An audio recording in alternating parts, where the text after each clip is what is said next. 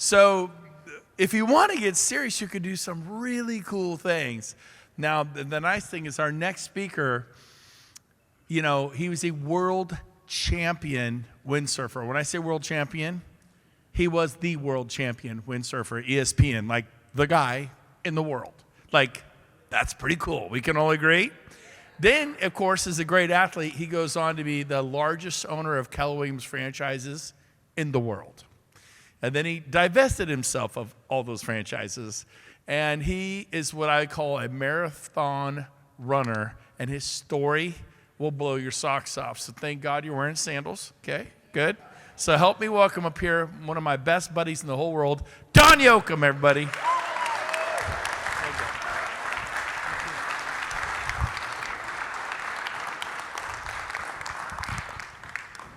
That's tough to live up to there, Brent. All right, so James asked me to start by telling my story, which for 20 years has been my go-to question for interviewing, actually. And as a Keller Williams team leader, when someone would come into my office, I would ask them to tell me their story. And if they were a high I, sometimes that story went on for 30, 40 minutes. I'm going to give you mine in about 3 or 4.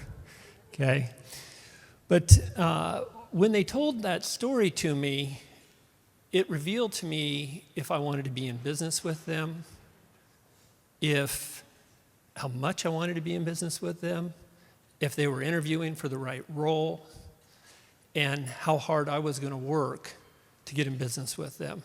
Okay, and it would often dictate how long that meeting went. Some of them went about 15 minutes. I've had some go over 3 hours based on that story that was told to me. So I'm going to tell my story, and I am going to give you a few highlights. Brent shared 1 or 2 of them. Mostly because they reveal things about me that should have indicated to people that maybe I was going to do something. Maybe I should be somebody that they should talk to. Also, I'm going to reveal some of the lows. As an entrepreneur, I've had high highs and I have had low lows. Okay, so we're going to start my story. I was born in '64, so I'm an old guy now. And so by 11, I had climbed Mount Whitney. That's the highest mountain in the continental United States. At 12, I entered the Epi's Great Race, which was arguably the first triathlon. And as I was finishing that race, I started vomiting. And I barely broke stride. And having viewed that scene, my dad later said to me, Don, that was the moment when I knew there was something different about you, right? And so at 16, I moved out of the house. I went down to Berkeley, got a job so that I could train against the best windsurfers in California. And then by that winter, because I didn't get myself thrown in jail, my dad actually let me move to Florida. And I finished high school in Florida, won 2 national titles, and I got selected for the Olympic training team. And so that was a pretty exciting time. I did not go to the Olympics, by the way. I turned professional. I did win a world title, and I won another national title. I built and sold a business, so that was a good time. But notice the thing doesn't go up all that high. And my dad finally said, because, by the way, windsurfing is not like baseball, football, basketball. I was a professional, but I wasn't making a 7-figure paycheck. I was basically getting to fly around the world and be a beach bum, which was really fun, by the way. I will say, though, and I would relate this to any sport, at least at collegiate level, is that it taught me how to win. It taught me how to compete. It taught me daily disciplines that we need in this business. One of my leaders here, Matthew Stewart, was a collegiate athlete in golf. In fact, coached the golf team, right? So it's a marker, it's an indicator that that's somebody that potentially could do something and is going to have the discipline to see it through, because this isn't easy and you've got to persist. So 1990 was the first year I got into real estate. Actually, I got in 89. My first full year was 90. I closed 51 transactions and was ripping along. Actually, that's where I met my business partner, Tom Daves. He and I were battling expireds together. Later, we became buddies, and now we're here at EXP together. During that time, I also learned a lot about the treadmill of real estate. You know, I sold at a very high level. I was arguably, one of the top 10 producers in the Sacramento metro area. And but what I learned is that every day I had to get up and I had to jump on that treadmill and run. And you know what the truth was? I got burned out. And so I quit. And so at 2000, I was recruited actually into Keller Williams. That was when Gino and I met. And I want you to notice the pattern here. Remember when I wanted to get good at windsurfing, I went to San Francisco and then Florida to train with the best people. Well, when I was doing my due diligence for Keller Williams, I said, okay, well, I need to know who's doing this better than anyone in the country. And they said, well, this guy, Gene Frederick, he's doing it in Dallas, Texas. It was in the Preston Market Center. And so I said, well, okay, I'm not going to join you until I meet with him. So I flew out to Dallas. Gene and I sat down. And of course, Gene being Gene, man, we were sitting there going over all these spreadsheets. And his office was doing very well, mind you. And I came away from that meeting not only being really impressed with Gene and the transparency, but it was like, Gene, are you telling me I'm going to be able to see all the financials on all the offices, so all I got to do is just copy what everyone else is doing or just copy what you're doing? He's like, yeah. And so that's what I did. I went back to Roseville, and I built an office from 10 to 184 agents as a team leader in 27 months. And then we did 6 in total in Sacramento, 10. I did 10 in Northern California from the ground up, and that was a good run. And that took us up to about, 2007. And in my not so infinite wisdom, and at this point, you're thinking, at least I'm thinking, I'm pretty badass. I made a really bad decision. Okay? I made a decision from overconfidence, right? So one of the things that I coach people to do is not to make big decisions from duress or overconfidence. Well, in my life, I just won. That's all I did. I just showed up and I just pulverized the competition, okay? Well, turns out I was not Superman. I led a group of investors to buy 21 market centers, and I got body slammed and pretty much lost everything. It was a very, very dark time in my life, and it continued that way for a few years, actually. And if the people that were friends of mine during that time probably helped save my life.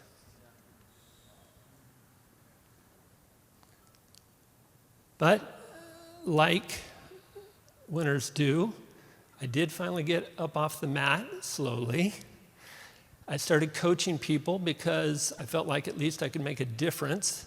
I was not of the state of mind where I could take a risk as an entrepreneur again. 2016, Brent came to me and said, hey, Don, I really respect you. I know you've got all this knowledge about brokerages. Would you look at this model? And that's a great approach, by the way. I did, who can't love Brent? Who can say no to him, right? And I came back to Brent and I says, hey man, I know you're going to be successful in this. I'll be honest with you, it does seem a little bit too good to be true. And mind you, I was coming from a bricks and mortar environment, so there were some things that weren't making sense to me fully. But I would say the number one thing was, at that moment at least, Brent was believing more in me than I was believing in me. I still didn't have my feet under me. from having lost everything, okay? Another year goes by, Kevin Contrell calls me. Kevin's approach is actually, Kevin and I really have this business numbers orientation, and he's talking about building out regions and everything, and and at this point, by the way, the other reason why I didn't take it when Brent came was I just accepted a regional VP job for Finance of America. So that was going to provide stability for my family, which was super necessary. And when Kevin called, I can remember where I was sitting. I was sitting in this big old fancy office with a window, cush job, American Express card, all is good. And he's like, hey, I want you to go conquer the world. And I still wasn't mentally ready to be able to do that. By the way, little tip on when somebody turns you down, because I actually turned down Brent pretty hard, okay? And what Brent does when you do that is he just loves on you, okay? I mean, I don't know what, the guy is just from another planet, right? And so he would, stay in touch with me. And what can I do, Don? Like we were talking about, because he was like legendary about open houses, and I wanted to do this open house. Absolutely anything you want, And so another year goes by, and I was actually now starting to get tired of the corporate job a little bit. I had stability. And the other thing that was happening was my kids were starting to emerge as really elite athletes. And my territory was Oregon, Washington, and Idaho. So man, I was traveling. I had 42 branches I had to help from a business development perspective. And so I was missing my kids' events, and these kids are like insanely off the charts stuff. Like my youngest one, Tyler, became 200-meter AAU Western U.S. champion. I mean, just crazy, right? And so Randy Bird calls me. I knew Randy from the Keller Williams days, and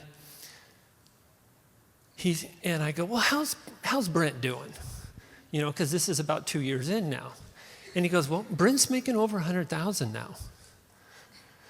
And I'm like, what? And this was the thing that was supposed to be too good to be true. And he goes, no, Brent's making over 100,000 a month. Yeah. And so anyway, I go home that night, talk to my wife. I'm like, shit, that EXP thing? I think we better take another look at it. Brent's now making over 100,000 a month, And I wasn't expecting to do that, but I thought, geez, maybe I could do something. And anyway, of course, and then Brent being who he is, even though he had talked to me first and, had a tremendous influence on me, he's like, yeah, no, go with Randy. He's my guy. We're going to all do this together, right? Because that's the space, again, that he comes from. So we did, and it's been awesome.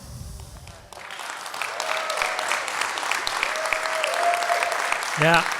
And, I'm still not net worth where I was back in the day, but you know what? I feel so much richer, okay? Because I don't miss my kids' events. And we do stuff. And, if you're a Facebook friend of mine, you'll see me traveling all these. I am working, by the way. It's the beach scene, but then I'm on the Zoom, okay? So I just make sure they got damn good internet wherever I go, okay? But it's a quality of life that I never had before. And it is, Jay and I were talking about, it's the only business model that I've ever seen that when it scales, it doesn't gain in complexity and bureaucracy and liability. It actually gets easier. This is a rare business opportunity that we have. Okay, so now I'm going to show you how to build it. Tony Robbins said there's only 3 things you need to know about how to build a business. The first thing is know who your ideal client is. I believe that is an icon level producer. And what I've come to learn is it's just as hard to recruit a 3 to 5 agent producer, that's per year, as it is a icon level producer. And so when I do my calls, I only call icon level producers, Keller Williams team leaders, mega team leaders, or coaches that coach those 3 types of professionals. The next thing is to have a tremendous value proposition. Well, EXP for the icon is an unbelievable value proposition. I have a phrase I use, and that is, if someone is an icon level producer and they are not with us, they are committing a financial malpractice on their family.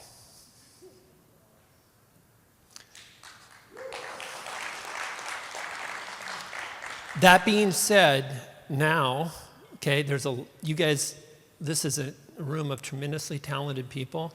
You have to build your own value proposition within your organization. And we work on that all the time. Got a lot of great ideas here that I'll be implementing. And then you got to over-deliver.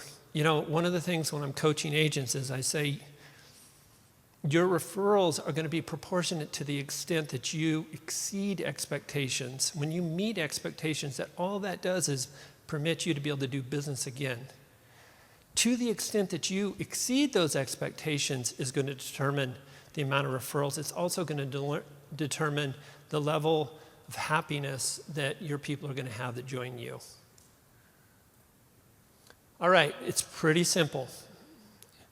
You contact 2 new people a day. You do 2 personal touches. That can be with your organization or it could be follow-ups. And you invite 2 people to an event per day. And that could be from your organization, or it could be somebody you're trying to get to join EXP. So it's 2 a day, 10 a week, 40 a month. Rinse and repeat.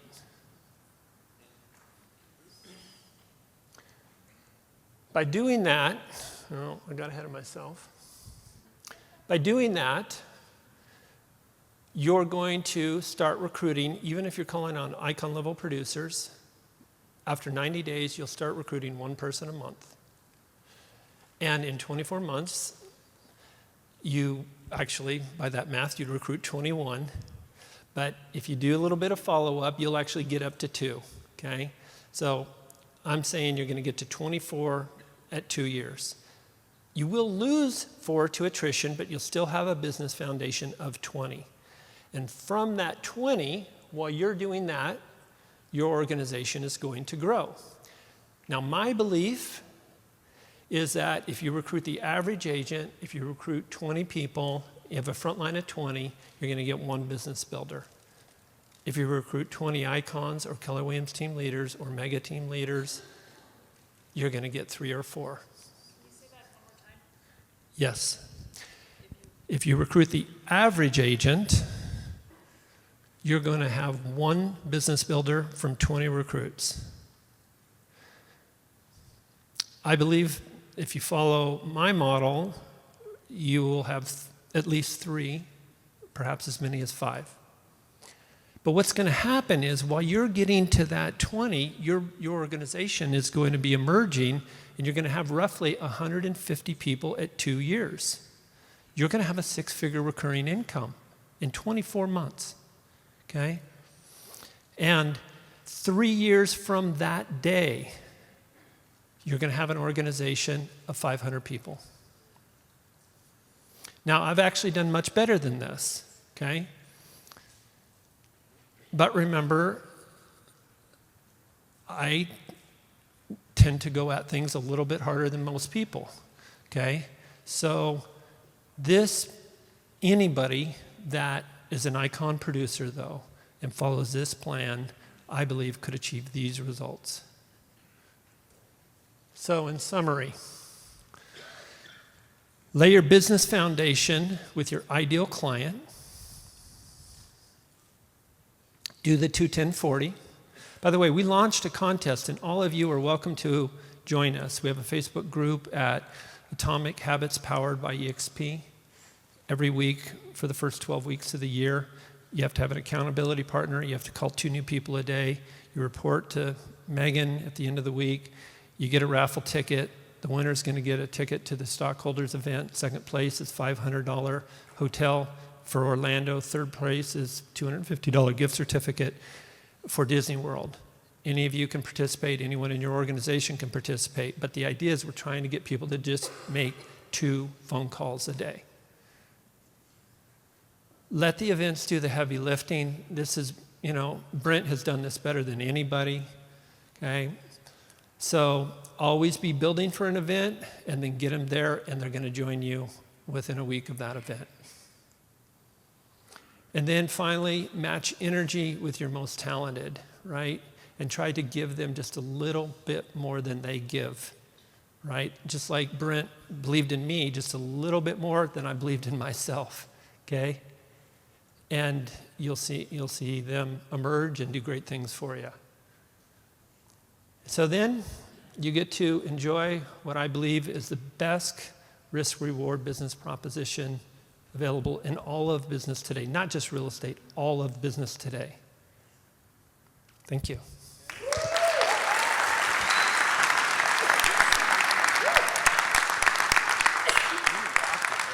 Thank you. Thank you.